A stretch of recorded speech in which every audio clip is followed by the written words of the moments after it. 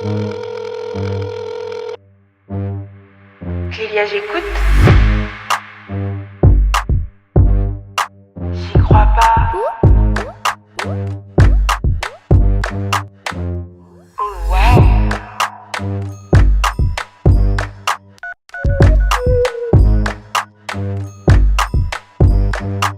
Clélia, j'écoute. Enchantée Sandy, Enchantée, Clélia. merci d'avoir accepté de venir parler dans mon podcast et surtout de la thématique de l'amour puisque toi tu es coach love. Exactement, je suis coach en amour et aussi thérapeute. Et ça fait combien de temps que tu pratiques? Ça fait 4 années. 4 années. Ok. Et je sais que tu as déjà entendu quelques-uns de mes épisodes dans lesquels j'abordais mes relations amoureuses qui étaient un peu, je dirais, catastrophiques. Et donc, du coup, on va voir ensemble comment je peux faire pour avancer et essayer de décloisonner tout ça. Oui, avec grand plaisir. Génial. Alors, peut-être pour parler un peu de l'approche que j'ai, parce qu'il y a beaucoup de coach love et beaucoup d'approches différentes. Mm, Et en fait, l'approche que j'ai, elle est plutôt orientée sur ta vision inconsciente de l'amour, c'est-à-dire que ce que tu vis dans ton passé, eh bien, ça a un impact sur comment tu te sens à l'aise de rentrer en relation, avec quel niveau de sécurité tu te sens de rentrer en relation. Justement, quand tu as parlé dans ton podcast de ta difficulté et puis du cheminement que tu as fait, il y a eu plusieurs petites lumières qui se sont éclairées chez moi qui disent, ouh là, il y a peut-être des choses qui se répètent. mm, Parce que c'est vraiment, pour moi, le 80% de ce qui se passe dans tes relations, le fait que tu sois attiré par certains types de personnes par d'autres et pas par d'autres, qu'il y a certains schémas répétitifs en amour qui se répètent, que tu as le sentiment de ne pas arriver ou d'être stressé d'être toi-même en relation, souvent tout ça, ça s'explique par les relations, les expériences passées que tu as eues, que ce soit avec tes parents ou avec d'autres personnes, qui vont faire le fondement de ce que tu crois mériter finalement en relation. mm. C'est ça exactement. Mais ce que je trouve le plus compliqué, c'est aujourd'hui, je me suis rendu compte de tout ça, mais que ce que je trouve compliqué, c'est de se rendre compte de nos problématiques et de Mhm. savoir d'où elles viennent, quand est-ce qu'elles ont Mhm. commencé, pour les réparer et les effacer en fait de notre corps. Oui, exactement. Mm. Alors souvent, beaucoup de personnes, elles viennent chez moi en me disant, mais Sandy, je sais d'où ça vient. C'est pas un problème. Je vois que même toi, tu as conscience que, par exemple, le décès de ta maman, ça a pu avoir Mm. un impact sur toi. Et je pense on a tous, on se rappelle de certains événements douloureux qu'on a pu avoir dans l'enfance, et c'est pas pour autant, en fait, que ça change les problèmes en amour. Moi, si je prends mon exemple personnel, je répétais le schéma de la trahison, puis j'avais bien une petite puce à l'oreille qui me disait, bon ben, tes parents, ils ont divorcé, t'avais 3 ans et demi, ça s'est pas passé de manière diplomatique, ils se sont beaucoup disputés, il y avait beaucoup de conflits. Forcément que ça me donnait pas une vision positive. Et en fait, pourquoi simplement prendre conscience de ce lien de cause à effet, ça suffit pas? C'est parce que tout ce que tu vis dans ton passé en relation avec l'attachement, c'est tellement essentiel à ta survie. Un Mhm. bébé, il peut pas vivre sans ses parents, un être humain, que c'est sauvé dans ton système nerveux autonome, dans ton système de survie. Et Mhm. si tu veux, c'est quelque chose qui se passe en automatique. C'est un réflexe de survie, c'est un mécanisme de protection qui se passe en toi.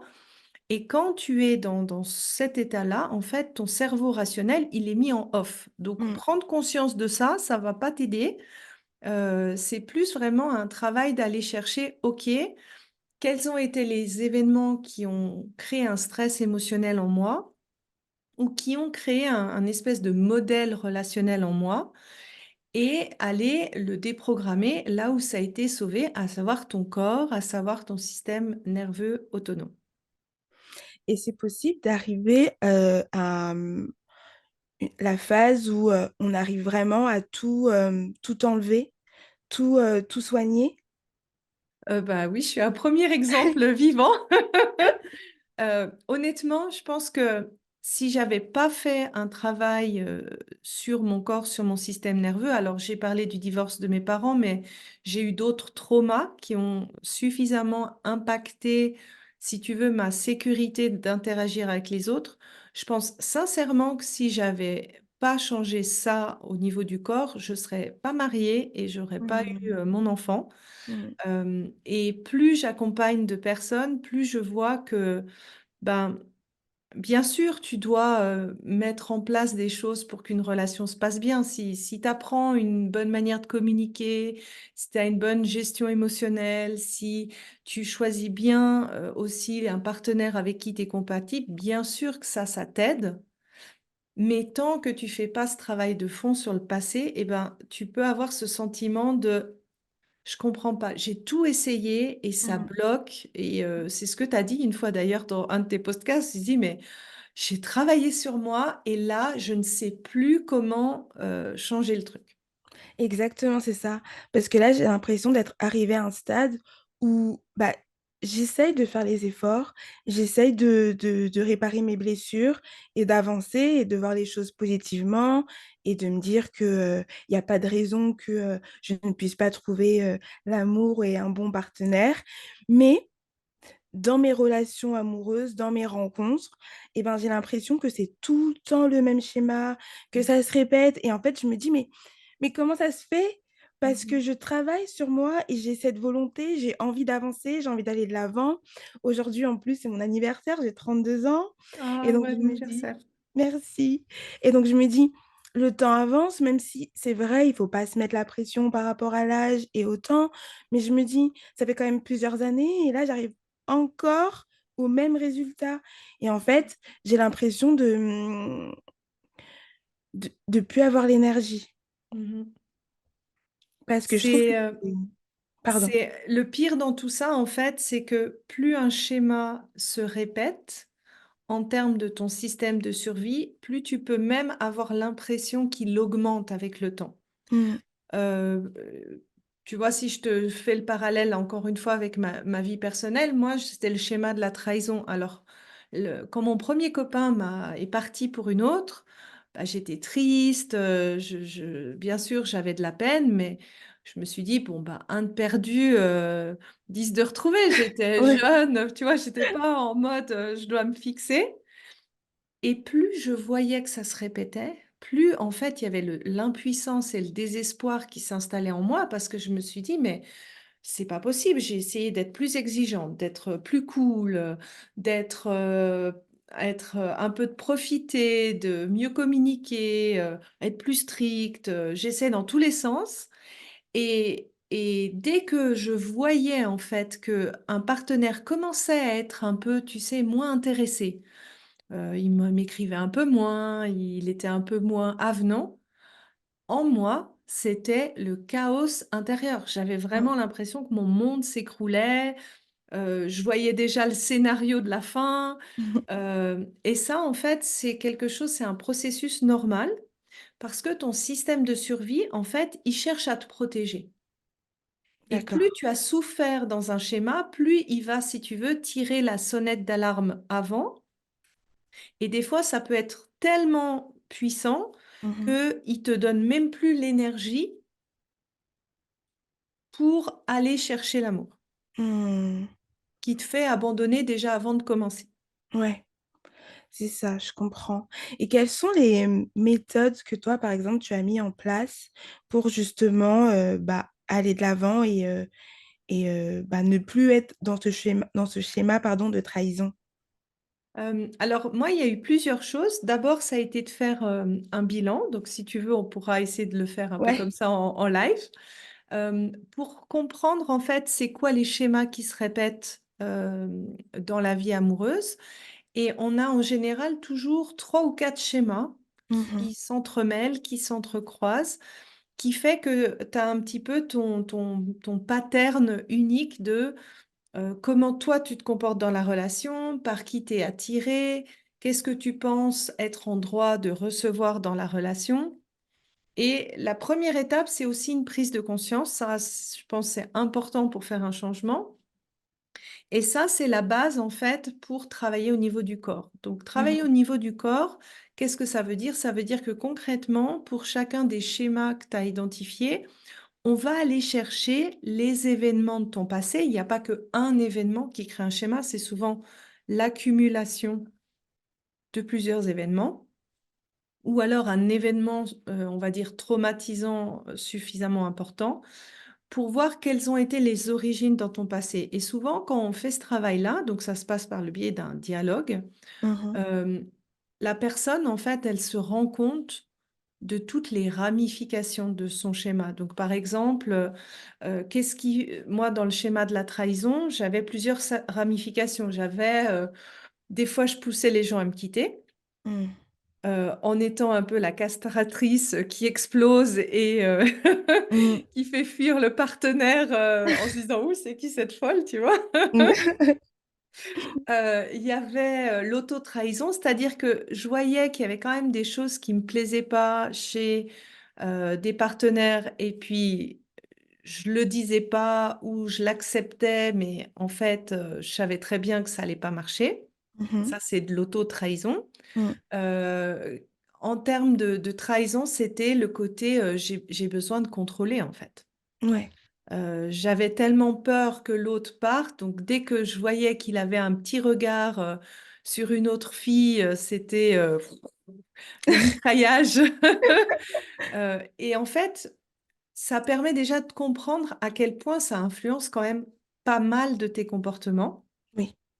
Et après, c'est vraiment un travail de déprogrammation au niveau du corps. Donc, selon ce que tu décris comme événements qui ont été traumatisants, ça va me donner une indication de dire, ah, c'est plutôt à tel endroit du système nerveux, est-ce que c'est plutôt tel organe ou tel autre organe? Et pour déprogrammer ça, en fait, ça a besoin d'une manipulation physique, hein, c'est pas énergétique, c'est pas à distance. Il faut vraiment être avec moi en tant que thérapeute ou un thérapeute, c'est de Mmh. te rappeler ces événements stressants D'accord. et moi, si tu veux, d'empêcher que ton système nerveux se mette en état de stress, et qu'il D'accord. finisse en fait son activation de stress et qu'il relâche en fait ça, qu'il finisse son D'accord. travail de stress qu'il a pas vraiment pu, totalement, travailler et finir en fait. Mmh. D'accord, donc en fait, il y a 2 phases. Il y a la Oui, phase où on fait le bilan et oui, après il y a la phase un peu, entre guillemets, si je peux dire ça comme ça, de ouais, soins oui. où, tu es avec la personne qui a la problématique et physiquement vous enlevez en fait tous les traumas. Oui, c'est vraiment l'empreinte en fait, c'est la personne, on enlève l'empreinte qui est restée dans le système nerveux. D'accord. Ouais et ça demande de venir une journée complète, Mmh.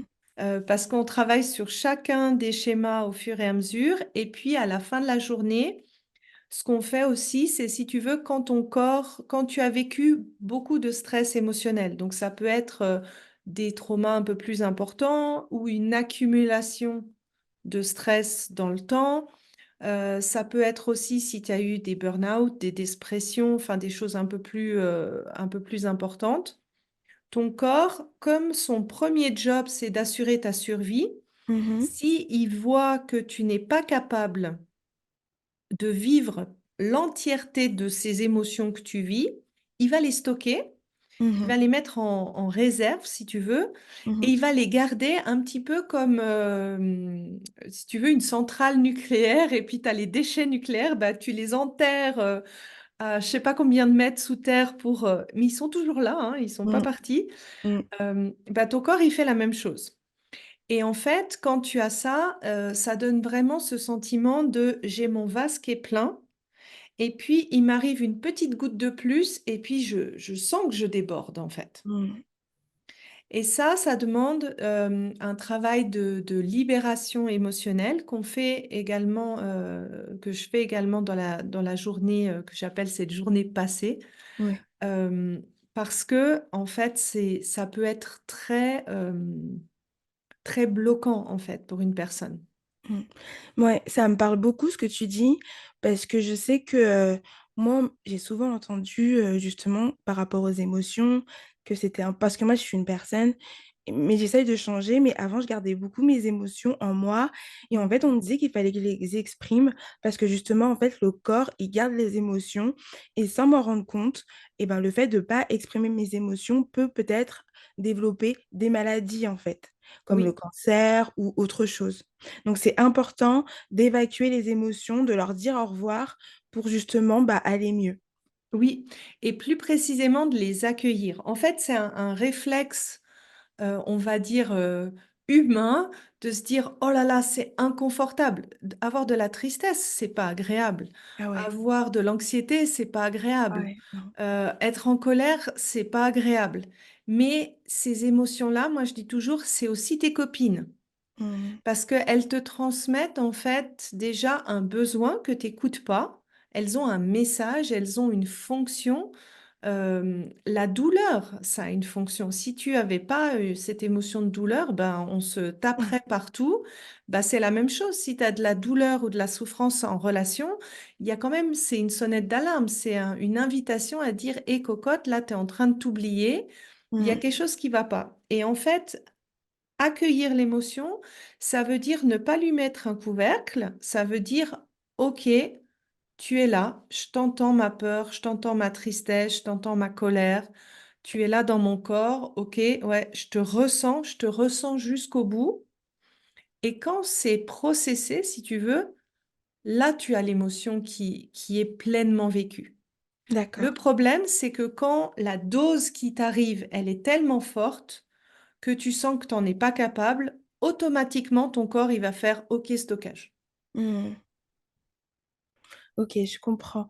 Et en fonction de mon profil à moi, eh ben, est-ce qu'on pourrait faire le bilan ensemble pour voir bah, du coup toutes mes problématiques? Oui, avec grand plaisir.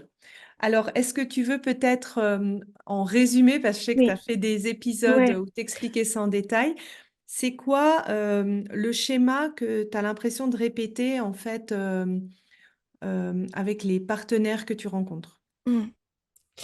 Moi, je pense que je répète toujours le même schéma. C'est que j'ai l'impression que je me surprotège Mhm, parce que j'ai eu une enfance pas facile qui fait que très tôt, je me suis retrouvée sans parents puisque j'ai perdu ma mère à l'âge de 15 ans et mon père à 13 ans, il est parti, il a refait sa vie. Et donc, quand ma mère, elle est décédée, je me suis retrouvée qu'avec mes sœurs. mhm, Et bah, on a appris un peu la vie en tant qu'enfant sur le tas. Et mhm, en fait, je pense que quand je rencontre, pendant longtemps, je me disais, j'ai envie de rencontrer un homme qui puisse m'amener la sécurité que je n'ai jamais eu, entre guillemets. J'avais besoin de me dire, OK, bah, si au moins j'ai un partenaire, je pourrais me reposer sur lui, je pourrais moins être stressée, moins angoissée. Parce que moi, je dis toujours que je pense que je suis née angoissée parce que toute petite, je m'arrachais les cheveux. mhm, Et, on n'a jamais su pourquoi je faisais ça. Mais là, maintenant, en grandissant, je me dis que je pense que c'était une façon peut-être d'exprimer le stress déjà bébé que je ressentais, peut-être par rapport à la relation de mes parents qui n'était pas, selon mon point de vue, en tout cas très saine, parce que j'ai vu beaucoup de conflits, j'ai vu même un peu de violence. Et je pense qu'en tant qu'enfant, bah, on, on conserve tout ça. Et, mhm, donc, du coup, moi, je me dirige toujours vers un homme, vers les hommes qui, en tout cas, selon moi, ont cette sécurité-là qui pourrait m'apporter. Mais moi, je pense que je viens aussi avec mes traumas qui fait que ça peut faire peur parce que peut-être que j'en demande trop à une mhm. personne qui ne devrait pas supporter ou subir bah, en fait, toutes mes blessures, mes peurs, et peut-être que du coup, je viens pas dans la démarche, dans une démarche saine, entre guillemets, Mhm. on apprend à se connaître et on voit comment ça évolue. Moi, tout de suite, j'ai besoin qu'on me rassure. Et quand c'est pas le cas, et ben, inconsciemment, je pense que je cherche à saboter la relation pour me dire, bon, bah, ok, je sais que bah, en fait, il va partir, quoi, Mhm. et qu'il n'est pas Eh, fiable. Là, il y a pas mal de pépites déjà que tu as dit. Est-ce que Mm. tu as aussi le sentiment d'avoir des phases où tu te dis non, mais en fait, j'ai pas besoin d'homme, j'arrive à me gérer toute seule Ouais. ouais. Oui, parce qu'en fait, justement, euh, comme j'arrivais pas à avoir une relation saine, et ben après, je me suis dit, ok, c'est pas grave, cette étape-là, j'arrive pas, mais dans ma vie, en tout cas, je vais me battre pour réussir professionnellement, et c'est ce que j'ai fait. Et pendant un longtemps, je me disais, bon, bah, au moins, là, professionnellement, ça va, donc je peux euh, être sans homme, je vais me débrouiller toute seule, je vais être une femme indépendante. Mais ce discours, il est aujourd'hui, enfin, je veux plus l'avoir parce que je pense pas que c'est sain de penser comme ça. Et je pense pas que faire sa vie toute seule, c'est vraiment un objectif au final. Oui, alors souvent, en fait, quand tu as un schéma, tu vas dans un sens et tu vas exactement aussi dans l'opposé. Mm, On est des êtres humains, donc on essaye quand même de survivre. Donc on essaye, si tu veux, pour un même schéma, on va aller vraiment dans l'opposé des deux schémas.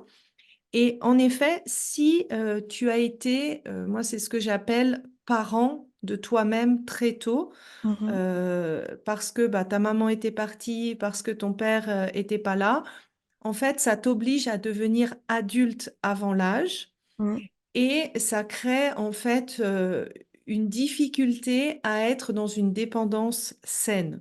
mm, C'est-à-dire où tu es en lien avec quelqu'un, où tu te sens soutenu par ce lien avec cette personne, mais que en même temps, tu arrives à fonctionner par toi-même. mm, Et donc, dans ce que tu m'as dit, il y a vraiment ces deux schémas qui arrivent. C'est soit je me sens en dépendance affective, c'est-à-dire que j'ai besoin d'avoir un partenaire qui comble le manque que j'ai en moi. Et puis du coup, ben, ça peut faire peur à certains partenaires et auto-saboter quelque part la relation. Ou alors tu vas dans ce que j'appelle l'hyper-indépendance mm, où tu te dis, bah, moi, j'ai besoin de personne, j'arrive à fonctionner toute seule. mm, Et c'est vrai, on est des animaux sociaux, alors on n'est pas obligé de se mettre en couple, mais totalement fonctionner sans interaction ou sans lien profond avec des gens, ça fait partie d'un besoin essentiel de l'être humain. Donc, ça, c'est pour moi, en effet, le premier schéma que je verrais en toi, ce côté de dépendance. J'ai écrit 2 épisodes dans mon podcast S'ouvrir à l'amour mm, sur la dépendance affective et je parle justement de cette hyper-indépendance. Euh, et c'est normal, en fait. Si tu regardes ça, tu as eu de bonnes raisons mm, d'avoir ce besoin de protéger et de devenir hyper indépendante. mm, C'est pas des raisons qui étaient illogiques, mais en fait, c'est d'arriver à rassurer ton système de survie, de dire, OK, tu as vécu 2 épreuves qui étaient difficiles dans ta vie et c'est pas une réalité de maintenant. C'est quelque chose qui est passé.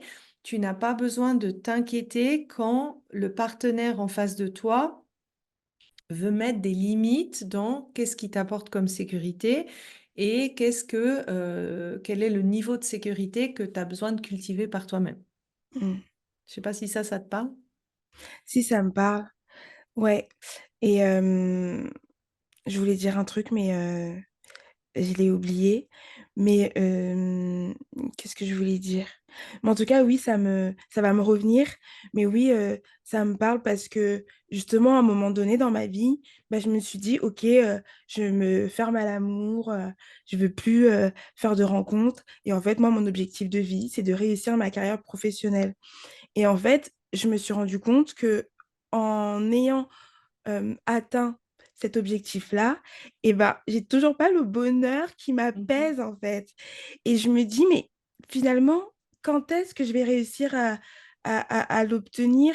Parce que j'ai l'impression de, niveau professionnel, cocher toutes les cases, Mhm. parce que je me disais, depuis toute petite, je me suis toujours dit, en fait, il y a que toi qui peux te sauver parce que là, il y a pas d'adulte autour de toi, tu es toute seule. Et donc, en fait, soit tu te prends en main ou soit tu tombes et tu Mhm. fais n'importe quoi. Mais moi, j'avais besoin d'aller de l'avant. Et donc, je me suis dit, OK, je vais me concentrer sur ma carrière professionnelle et je vais me battre pour faire mes études, pour réaliser mon job de rêve. Et aujourd'hui, je le fais, mais j'ai toujours ce vide. Mm. Ça, c'est... Alors, je me reconnais beaucoup dans toi parce que j'ai... C'est en fait, c'est quand tu as presque essayé tout ce qui est dans le cadre de la volonté, Mm, de ce que tu consciemment peux mettre en place pour y arriver. Le problème, c'est que quand tu as un schéma qui est dans ton système nerveux autonome, en fait, c'est ce que tu penses inconsciemment pouvoir mériter et ça influence vraiment deux choses. Ça influence par qui tu es attiré. Donc potentiellement, ça va te faire être attiré par des gens qui vont pas t'offrir cette sécurité que tu as besoin mm, et ça va influencer tes comportements et ça influence tes comportements en dehors de ta raison. mm, Et c'est pour ça que ce travail sur le passé, il est tellement important. Moi, quand je répétais ce schéma, c'est à un moment donné, je voulais me casser la tête contre les murs. Je me disais, mais c'est mm. pas possible. J'ai lu des tonnes de livres, j'ai mis en place des tonnes de choses. Ça ne passe pas. Et quand j'ai transformé ça sur mon corps, c'est ça qui a vraiment fait la Le balance. déclic. Alors, Mm, c'est c'est pas que moi hein, qui le dit. Pour ceux que ça intéresse, il y a la théorie polyvagale qui explique justement la science qui est en dessous de ça. Et je pense en fait que maintenant, de plus en plus de gens se rendent compte justement parce que il y a cet effort qui a été fait, soit dans les applis pour rencontrer des gens, soit dans la vraie vie, et que finalement beaucoup de gens se rendent compte qu'à un moment donné, ils tapent contre une limite, ouais, un plafond, et qu'ils savent pas comment dépasser ce plafond. c'est ça. Il y a autre chose qui m'a attiré la puce à l'oreille. Quand tu as parlé que tu t'arrachais les cheveux, t'avais quel âge quand ça arrivait? Alors, j'ai pas de souvenir de l'âge parce que pour moi, je l'ai fait depuis toujours, depuis tout bébé, parce que même quand je parlais avec mes parents, ma mère me disait que même dans mon berceau, on retrouvait mes cheveux. Ok, Donc, je pense que je l'ai toujours, toujours fait. C'est aussi une des raisons aussi pourquoi je me suis rasée, parce qu'en fait, je n'arrivais pas à arrêter ce tic. Et donc, en fait, le fait d'avoir les cheveux courts m'empêche de me raser. Après, je sais pas si, m'arracher les cheveux. Maintenant, ça fait à peu près plus de 5 ans que je suis rasée. Et je sais pas si j'ai encore ce réflexe. ce réflexe. Ouais, je sais pas. Tu sais comment s'est passée ta naissance? Euh, Non, pas forcément.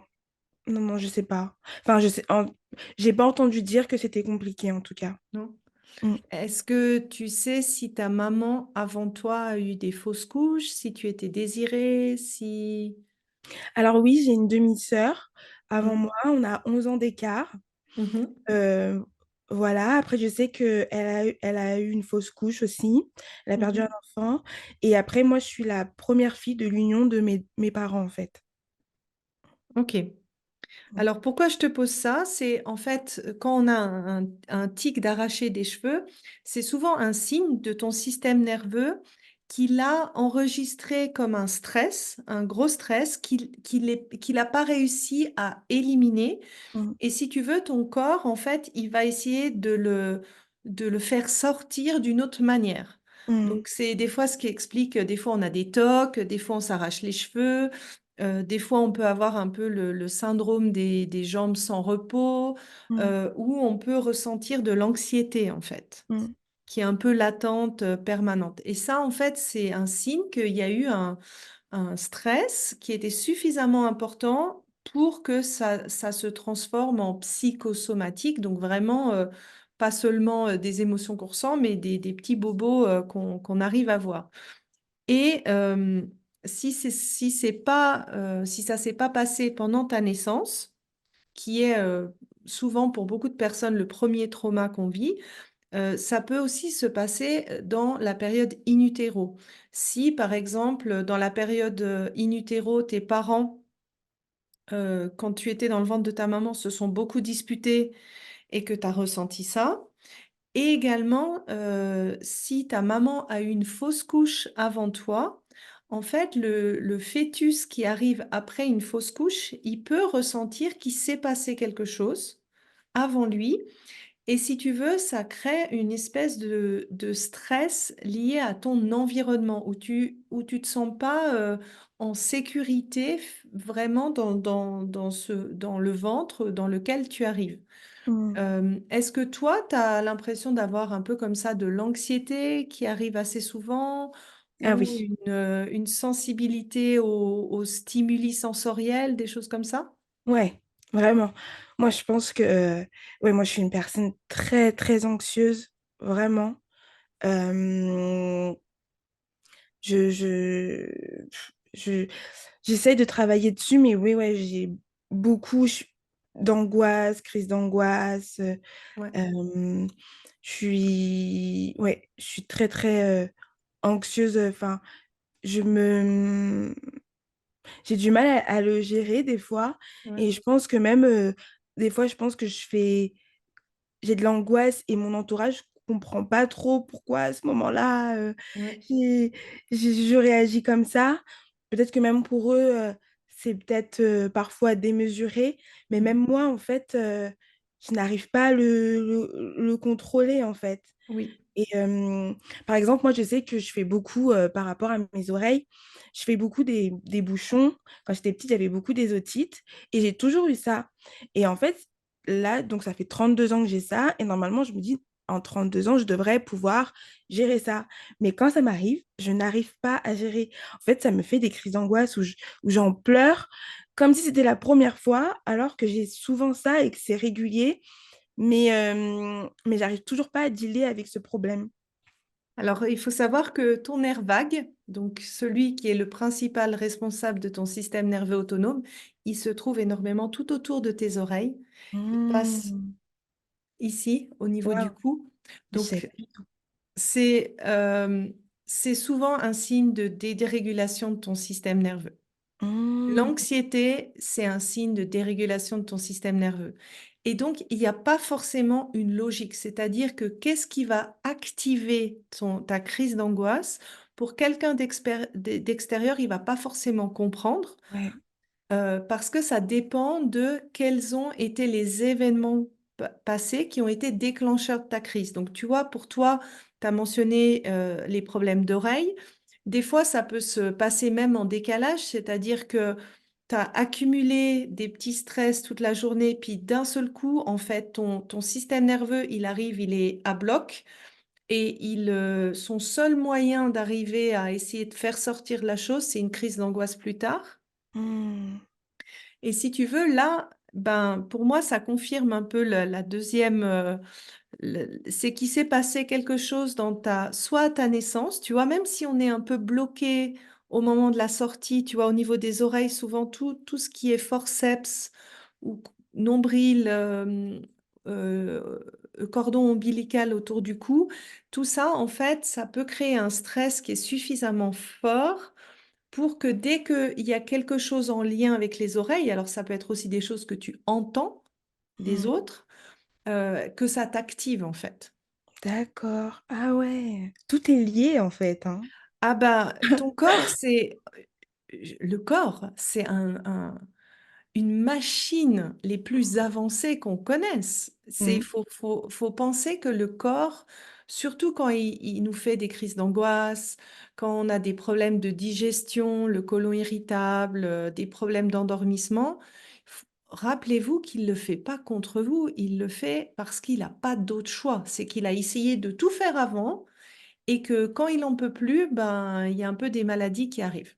Mmh. Donc là, j'irais dans la piste de soit naissance, soit in utero. comme deuxième piste pour toi. Mhm. Euh, En termes du papa ou des partenaires avec qui tu as eu un peu des débuts d'histoire, qu'est-ce qui se répète là-dedans pour toi? Euh, Qu'est-ce qui se répète? En général, quand un mec s'intéresse à moi, à chaque fois, la finalité, c'est qu'il dit que une attitude, un comportement bizarre, je réagis bizarrement face à des situations. Euh, ils ils n'ont pas l'impression de me comprendre, que peut-être que je cherche la petite bête pour rien, que je suis trop à vouloir peut-être tout savoir, je suis pas assez patiente, je veux tout de suite, Mhm. euh, et peut-être pas assez dans l'écoute aussi. Ok, et puis eux, ils se comportent comment vis-à-vis de toi? Bah, je dirais qu'au début, ils se comportent bien, et après, ils sont saoulés. Ils sont saoulés de mon comportement. Et donc, du coup, bah, ça met un terme au début de relation qui peut se Ok, passer. donc ils partent en fait, Ils partent, ouais. comme le papa. Exactement. Et est-ce que tu as la sensation, en fait, peut-être dans la relation entre ton père et ta mère, est-ce que ton père, il avait aussi cette sensation de remettre la faute sur ta mère ou de mettre la responsabilité sur ta mère? Ouais. Moi, il y a une scène qui m'a marquée quand j'avais 13 ans. En fait, avec ma petite sœur, on s'était un peu chamaillé. Et en fait, sans faire exprès, on avait décollé la lunette des toilettes. Et on n'osait pas le dire parce on savait qu'on allait se faire gronder. Et en fait, quand ma mère a vu ça, elle s'est un peu énervée et ça a créé une dispute entre mes parents. Et du côté de mon père, j'ai aussi un demi-frère avec qui aussi j'ai 11 ans d'écart et qui a un peu des problèmes mentaux. Parce que lui aussi, il reproche beaucoup de choses à mon père et ça l'a emmené à un peu perdre la tête par rapport à ça. Et en fait, ma mère, elle a posé la question à mon père, mais est-ce que c'est pas du coup mon frère qui aurait fait cette bêtise? Parce que nous, on n'osait pas se dénoncer. Et mon père, en fait, l'a hyper mal pris. Mais je pense qu'il avait plusieurs choses en lui. Et en fait, il a utilisé cette situation pour dire à ma mère, OK, euh, je vois comment tu as réagi. Puisque c'est comme ça, c'est fini entre nous. Et en fait, c'est à partir de ce moment-là où il est parti, où ça a été la séparation de mes parents. Et en fait, moi, ce qui m'a choquée, c'est que mon père est parti aussi à ce moment-là, alors qu'on venait d'apprendre que ma mère avait le cancer, en fait. Mhm. Et, et nous, ça nous a marqué parce qu'on était là, on a vu la scène, et nous, on savait que c'était nous, mais pourquoi partir pour ça, en fait, pour la lunette des toilettes? Mais lui, en fait, ce soir-là, il a dit, OK, il a pris ses valises, et il est parti avec mon frère. Regarde le schéma qui se répète. Tu as vu le masculin remettre une responsabilité qui appartient pas au féminin Mm, et lâcher le féminin quand elle est dans une phase fragile. mm, C'est exactement ce que tu m'as dit avant. Ou quand toi, tu as peut-être des comportements un peu plus fragiles, un peu plus mm. bizarres, bah, ils te remettent la responsabilité. Ouais. Ils cherchent pas à te rassurer. Mm. Et dès qu'il y a la moindre défaillance, eh ben, ils partent. C'est ça. Ouais, vraiment. Mhm. J'avais jamais fait le lien, mais oui, c'est ça. Mhm. Et justement, et après, chez moi, ça me crée une culpabilité, mais énorme, où je me dis, mais pourquoi j'ai réagi comme ça? C'est de ma faute, mais qu'est-ce qui ne va pas avec moi? Pourquoi j'aurais pas dû faire ci, j'aurais pas dû dire ça, et je m'en veux énormément. Ouais. Eh bien, Jusqu'à... rappelle-toi l'événement que tu as dit, c'est toi qui avais fait la lunette des toilettes. Donc après, en fait, ça Mm. crée quoi? C'est ma faute. Oui, c'est ça, totalement. J'avais Mhm. jamais fait le lien. Ouais. Mm. Mais exactement, c'est ça. Et je m'en veux après, mais... Et surtout, j'ai du mal à ne pas m'en vouloir. Enfin, je m'en veux pendant longtemps, quoi, plusieurs Mhm. mois. Je repense à ça et je me dis, mais pourquoi j'ai fait ça? Mhm. Quand une émotion, elle s'installe comme ça dans la durée, Ça, c'est aussi un signe de dérégulation de ton système nerveux. Parce que, en fait, c'est comme si tu n'arrives pas à redescendre du stress que tu as eu de l'émotion. Mm, Quand tu accueilles une émotion et que tu n'as pas une grosse dérégulation de ton système nerveux, au bout de 90 secondes, l'émotion, elle est passée. mm, En fait, ce qui fait qu'on reste soit dans une activation stress ou alors qu'on passe, qu'on s'effondre et qu'on se dit, ben, c'est la fin d'Iharico, je vais jamais y arriver. Et ben ça, c'est des signes de dérégulation de ton système. Et pour moi, en fait, ça demande d'aller travailler sur les causes. Et les causes, c'est ce que tu as vécu dans ton passé. Et puis après, de apprendre en fait à reconnaître ce qui se passe en toi, parce que c'est des réactions d'automatisme de survie, puis d'apprendre en fait à réguler ça quand tu vois qu'il y a des situations qui t'activent et qui n'ont pas raison d'être en fait. Ça, c'est la mm. troisième, un autre indice en fait de dérégulation, c'est quand tu as l'impression de surréagir à des situations où dans ta tête, tu te dis non. Moi, par exemple, c'était typiquement quand mon copain commençait à mettre un peu plus de temps à répondre aux SMS. Mm, Ah, c'était la fin. mm, C'était là, j'étais vraiment dans un état. Mes copines ne comprenaient pas pourquoi j'étais comme ça, mais mm, c'était pas un cinéma, c'était vraiment comment moi je me sentais. Et en fait, moi, c'était l'image où je me souviens de mon père qui avait pris ma mère par les vêtements et qui voulait la balancer. Et en mm, fait, c'est ce que ça avait créé en moi comme réflexe, mhm. c'est que à chaque fois que je me retrouve face à une situation que je ne pouvais pas contrôler, tu vois, qui était en dehors de mon contrôle, Ouais. eh bien, j'étais pétrifiée en fait.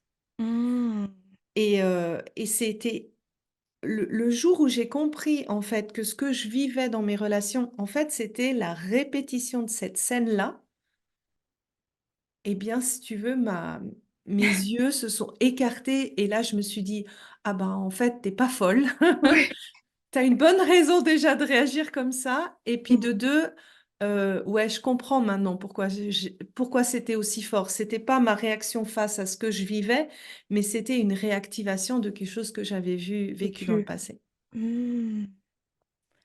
Ah ouais, mais franchement, c'est vrai que moi, en tout cas, j'avais jamais fait le lien avec la scène dont on vient de parler. Et maintenant que tu me dis tout ça, bah, qu'est-ce que je pourrais faire pour justement me dire, OK, j'ai compris, j'ai fait le lien, bah, comment je fais maintenant pour dealer avec ça? Ouais. Alors, bah, une partie, c'est vraiment de travailler avec un thérapeute cette partie du passé. Malheureusement, c'est pas possible de le faire par soi-même comme ça. Mm, S'il y avait une solution, je le dirais volontiers, mais ça, pour moi, il y a vraiment un travail sur le passé. Et en tout cas, c'est quelque chose qui est changeable et faisable. ça, c'est Par cool de contre, savoir ça. ce que je peux transmettre aux personnes qui écoutent le podcast, c'est justement d'arriver à repérer tous ces moments où, quand vous êtes en relation avec les autres, vous voyez que à l'intérieur de vous, c'est en train de prendre une escalation forte. Donc, on peut avoir une activation sympathique de notre système nerveux autonome où on Mm, sent le stress, on a soit envie de combattre ou de fuir, hein, c'est mm, souvent les deux moyens, ou alors c'est tellement élevé comme niveau de stress qu'on s'effondre. ouais. Et là, on va dans l'hypoactivation, c'est quand le parasympathique dorsal s'active. Et ce que vous pouvez déjà faire, c'est essayer de réguler cette réaction-là. Donc, ça ne va pas travailler sur la cause, mais Mhm, ça va déjà vous aider à descendre d'un cran ou vous retrouver un petit peu avec vos ressources. mm. Et un outil pour arriver à faire ça, alors il y en a plein de différents, mais c'est la respiration. Très important, C'est ça. accessible, gratuit et pour tout le monde. Euh, je peux donner, allez, lequel je vais vous donner. Euh, un qui pourrait être en cas d'activation, qui est vraiment assez facile, en fait, c'est la respiration nasale alternée. Donc, c'est une respiration qui est assez facile. En fait, tu inspires par la narine gauche, tu serres Tu relâches par la narine droite et tu réinspires par la narine droite. Tu serres, tu relâches par la narine gauche.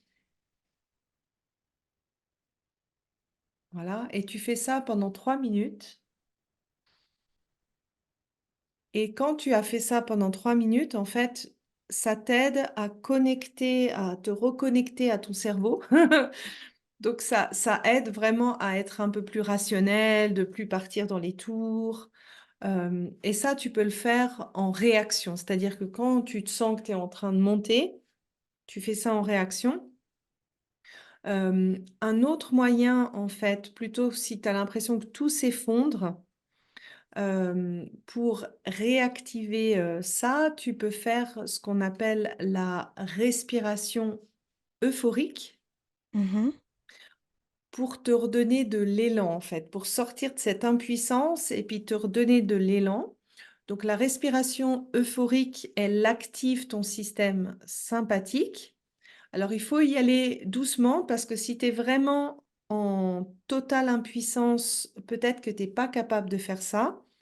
Donc au départ, ce que je recommande, c'est de simplement faire une orientation pour te sentir dans le ici et maintenant, te connecter à ton environnement et puis essayer de te connecter à ce qui peut te procurer de la sécurité. Donc l'orientation, c'est quoi? Quand on perçoit un danger, ben, on regarde comme ça avec les yeux, on tourne la tête. Ça, on va dire, l'orientation de défense. Et l'orientation qui t'aide à rentrer en fait dans cette sécurité, c'est simplement quand tu respires et que tu regardes dans ta pièce les objets. Donc là, moi, par exemple, j'ai ma lumière et puis je tourne les yeux, je vois mon ordinateur, je vois la petite lumière verte de mon ordinateur, je vois qu'il y a des crayons, je vois des photos de gens que j'aime.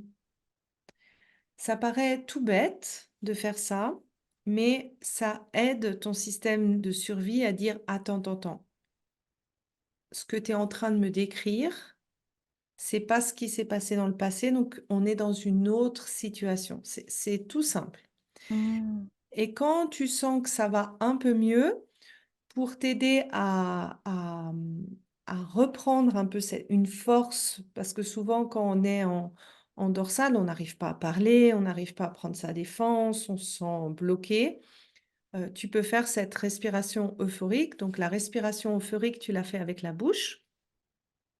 Et d'abord, tu gonfles le ventre. Donc tu inspires en gonflant le ventre. Tu gonfles la poitrine et tu relâches. Vraiment avec la bouche Mm. pour t'activer. Ce genre de respiration, il ne faut pas le faire quand tu as de l'anxiété parce que l'anxiété, c'est quand tu es hyper activé et que tu as besoin de redescendre. Oui, C'est plus à faire quand tu te sens bloqué, démotivé, fatigué, sans énergie, désespoir, etc. pour remonter. d'accord. Donc ça, c'est quelque chose que vous pouvez faire en fait en réaction quand ça vous passe pour calmer, réguler votre système nerveux sur le moment. Et après, c'est plus facile d'avoir accès à sa tête, à communiquer, à dire les choses une fois que vous êtes un petit peu régulé. D'accord.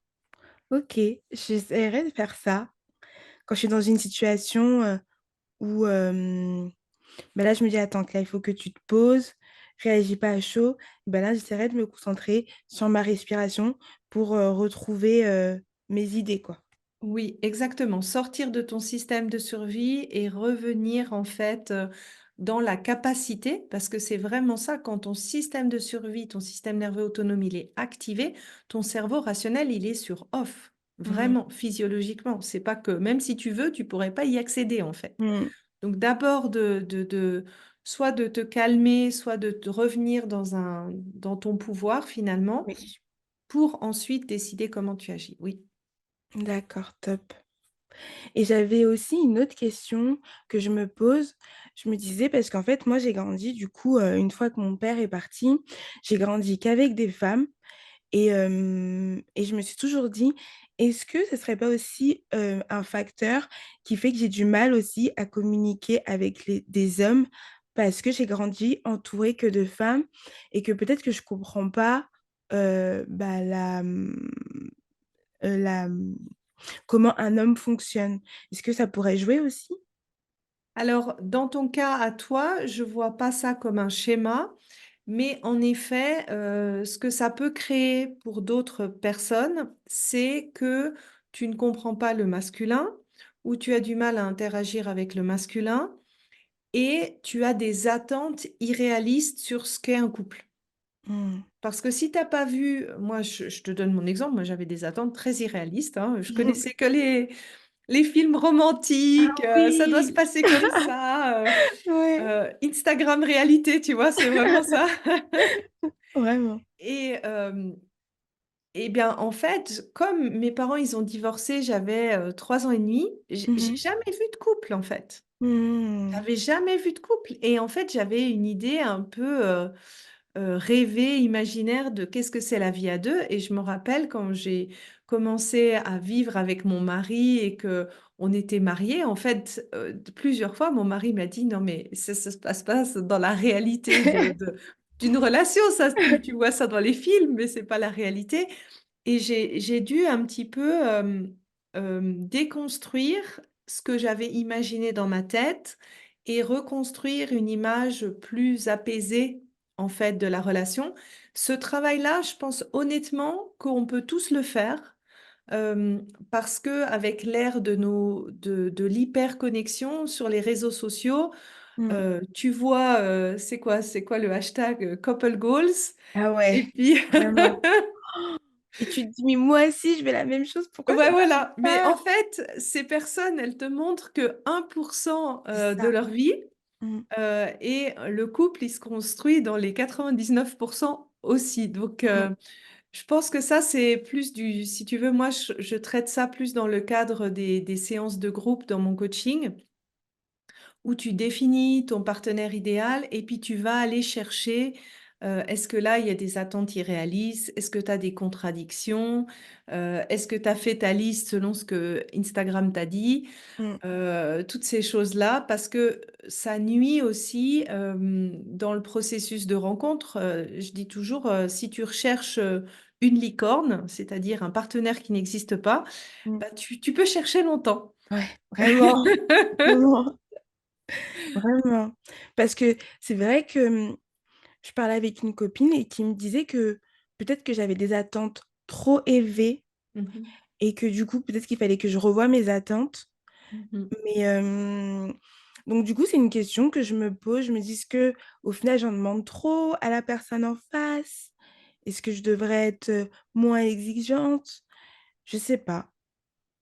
C'est parce Ça, que c'est pas quelque chose que je peux répondre comme ça. Ça demande un peu plus de coaching et de décortiquer. Si tu veux, dans mon programme S'ouvrir à l'amour, il y a un module, c'est de définir le partenaire que tu cherches. Donc, chacune, si tu veux, fait sa checklist un peu. Mm, Et après, on va, dans le coaching, regarder les contradictions, regarder s'il y a trop d'attentes et surtout prioriser parce que finalement, quand tu rencontres un partenaire sur une appli ou dans la vraie vie, c'est pas un produit avec lequel tu peux choisir les options. C'est-à-dire que je veux l'option romantique, attentionnée, mais par contre, l'option je suis un peu en retard, ouais. je suis pas parfait, je la prends pas. Mm, Donc, ça, c'est en fait, si tu veux, un apprentissage à choisir un package et puis comment toi, tu peux définir à partir de quel moment cette personne en face de moi elle a suffisamment de points communs ou de choses que je recherche pour faire un essai. Et puis, à partir de quand, ben non, ça vaut pas la peine et qu'il faut aller chercher ailleurs. Et si tu veux, cette étape d'évaluation de choix, il y a plusieurs choses qui peuvent l'influencer. Il peut y avoir tes peurs, mhm, c'est-à-dire qu'il y a des personnes, elles vont éliminer plein de personnes, pas parce que c'est des mauvaises personnes, mais parce qu'elles ont des peurs derrière. mm, Ça peut être que tu n'es pas au clair avec ce que tu cherches, que tu as mm, trop d'attentes. Ça, c'est la deuxième hypothèse. Ça peut être aussi que tu n'as pas pris le temps de bien évaluer la personne. mm. C'est-à-dire que, bon, c'est un beau gosse, t'oublies un peu l'évaluation, ou tu as les Ouais, papillons qui tu sont te là, et précipites, puis c'est ouais. fini. Euh, et ça, en fait, par expérience, il y a toujours un petit peu de correction à faire dans tous ces domaines-là pour tout le monde, en fait. D'accord. Euh, donc, c'est pour ça que ben, c'est important d'apprendre à s'auto-introspecter, à comprendre ses biais pour naviguer, Mm. finalement. Ça D'ac- demande un peu plus de temps, de mise en pratique. C'est pas un travail sur le passé, c'est vraiment moi ce que je fais dans le cadre du coaching, en fait. Et au niveau de la durée d'un coaching, finalement, en fait, ça dépend vraiment de comment la personne va réagir à tous ces changements dans, dans sa vie avec le travail. On peut pas définir on peut pas se dire, par exemple, d'ici un mois, tout ira mieux et tu n'auras plus de problème et ça ira mieux. Alors moi, si tu veux, l'efficacité de tout accompagnement, ça dépend aussi de la mise en pratique de la personne qui suit Ouais, l'accompagnement. Ça, c'est indéniable pour tous les processus. Moi, le programme que je propose, S'ouvrir à l'amour, en fait, ça, tu as 2 mois, si tu veux, intensifs où tu fais ton bilan, tu as 7 journées de déprogrammation au niveau du corps, et puis tu as 2 mois de coaching. d'accord. Et en général, dans cette phase-là, tu vois déjà un changement. C'est-à-dire que un mois après ta journée passée, tu sens tu le ressens. En fait, c'est presque il y a des choses qui changent en toi, que ça va mieux. Et avec le coaching, en fait, tu sais exactement quelles sont les choses à faire et à passer à la pratique. Ce qui peut être différent d'une personne à l'autre, c'est selon ce que tu as vécu dans ton passé, tu peux avoir beaucoup de stockage émotionnel et ça Mhm. demande en fait à la personne qui a eu ça de continuer un processus à la maison pour continuer à éliminer ce déstockage. Et ça peut être un petit peu plus long selon le passé de la personne, selon comment son système nerveux a stocké. Ça, je peux pas le savoir déjà avant de voir la personne physiquement. Et ça, c'est vraiment variable d'une personne à l'autre. Des fois, ça Mhm. demande un peu plus de temps. Mais si tu compares le nombre d'années où tu as accumulé les événements par rapport au travail que tu fais, ben, c'est déjà beaucoup moindre, en fait. Oui, c'est vrai. Mais c'est vrai qu'en tout cas, moi, là, je suis dans une phase cette année où je me suis dit 2024, j'ai vraiment envie de faire une thérapie parce que je pense que déjà mentalement, ça me fera du bien. Et parce que c'est vrai que je me rends compte aussi, et c'est comme tu as dit tout à l'heure, finalement, on ne peut pas se guérir tout seul.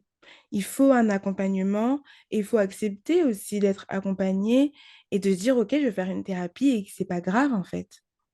Oui, moi, j'encourage toujours à tout le monde de faire le maximum par soi-même et puis de se dire, OK, quand je vois qu'il y a un truc qui bloque, ben, des fois, de se dire, bah, OK, il n'y a pas de mal à se faire aider. Mm, Il y a plein d'approches. Il faut trouver l'approche qui parle à chaque personne. Euh, Moi, c'est vrai que le corps, ça a été la révélation pour moi parce que justement, je voyais que je bloquais. Euh, après, il faut choisir, tu vois, l'approche qui parle à chaque personne, en fait. Chaque approche apporte quelque chose finalement. bah, merci beaucoup. C'était hyper intéressant. Du coup, moi, on a fait mon bilan, ça y est. Oui, là, c'est Et vraiment, je vois les 3 choses principales qu'on a repérées et qui s'entremêlent hein, finalement oui, dans tes relations. Oui, et qui me suivent surtout sans que je m'en rende compte. oui, c'est vraiment ces automatismes-là. Et je pense que c'est beaucoup ancré dans le corps au vu de ce que tu m'as dit, par exemple, avec les cheveux, Ouais. que vraiment, il y a pas mal de signes de dérégulation. Ouais. Bah, je vais essayer de travailler sur ça cette année. Et comme ça, on verra comment les choses vont avancer. Mais je pense que même pour mon corps, ça va lui faire du bien de libérer tout ça, là, toutes ces émotions qui traînent depuis tant d'années. Donc, Oui, merci c'est beaucoup. souvent ce que les gens disent, c'est quand tu fais ce travail, en fait, tu te rendais pas compte que tu avais autant de stocké et quand tu Mm. l'as fait, tu vois la différence, en fait, dans ton ressenti corporel. Et on le sent aussi. Oui. Oui, Waouh. oui, c'est ce que j'aime bien, c'est que j'ai pas besoin de le dire. En fait, tu le ressens simplement parce que on fait le travail, tu ressens tout ce que tu as stocké et tu vois aussi ce que tu sors. C'est du concret, si tu veux. C'est pas de l'énergétique où des fois on se dit, mais qu'est-ce qui se passe? Là, c'est tellement concret et tellement dans le ressenti que la personne, elle sait ce qu'elle est en train de travailler, en fait. Mm. Et tu le ressens après aussi. Trop bien. Bah, merci beaucoup d'avoir échangé avec moi. S'il y a des gens qui ont envie de te contacter pour justement faire leur bilan, après je sais que toi tu es en Suisse et donc du Oui. coup toute la procédure physique se passe en Suisse, mais est-ce que on peut te contacter à distance aussi? Oui, alors tout le reste, en fait, à part cette fameuse journée, tout le reste se fait en ligne. Donc, j'ai des personnes de France, j'ai maintenant même des personnes du Canada. Ah, trop bien. Euh, donc, oui, c'est possible de faire en ligne. Le plus simple, c'est de me contacter sur mon site ou sur Instagram sous Sandy Kaufman, donc SandyKaufman2N. Et j'ai aussi le podcast S'ouvrir à l'amour pour les amateurs de podcast où j'explique un petit peu plus comment je vois les relations amoureuses. Je donne aussi des conseils. Donc, vous pouvez vous abonner aussi à mon podcast. Génial, trop cool. Et j'avais une dernière question pour finir. Du coup, moi, comme toi, tu es à distance, quelle serait ma next step avec toi? Bah, ça serait de t'inscrire au programme S'ouvrir à l'amour pour D'accord, faire la partie sur le passé pour le corps. d'accord, ok. Bon, bah top, parfait. Je vais regarder ça. Merci à toi. Merci beaucoup, Sandy.